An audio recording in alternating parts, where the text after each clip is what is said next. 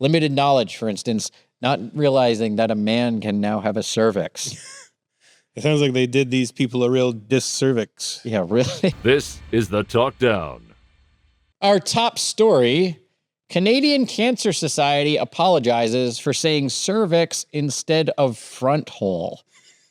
This is a true story. This stuff always sounds like it's made up, but this is a real thing. The Canadian Cancer Society, one of Canada's top cancer charities, has issued an official apology for using the word cervix instead of the trans-friendly front hole.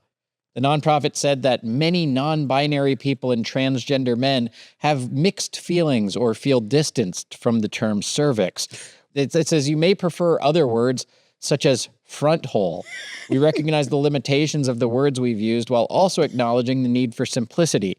Another reason we use words like cervix is to normalize the reality that men can have these body parts too, but they can't. Wait. The charity also highlighted ways that trans, non-binary, and gender diverse people face significant barriers when accessing healthcare, including transphobia, discrimination, and limited knowledge from healthcare providers. Limited knowledge, for instance, not realizing that a man can now have a cervix. It sounds like they did these people a real discervix. Yeah, really? It sounds like whoever wrote this had their head up their back hole. It makes no sense though. So I guess now I didn't know that the term cervix is apparently offensive. You have to just call or it. that front hole was I thought nice. cervix was part of that. Like the whole in thing there, is yeah. not. It's the whole thing's not the cervix. I could front I have to hole. look up a chart, but I think it's one of the things front, inside the yeah, whole but thing. but I don't feel like that. Like front hole is like we're adults. front Like hole we're feels we're really adults. Like the vagina oversimplified. is the whole Yeah. thing, but then there's parts to it.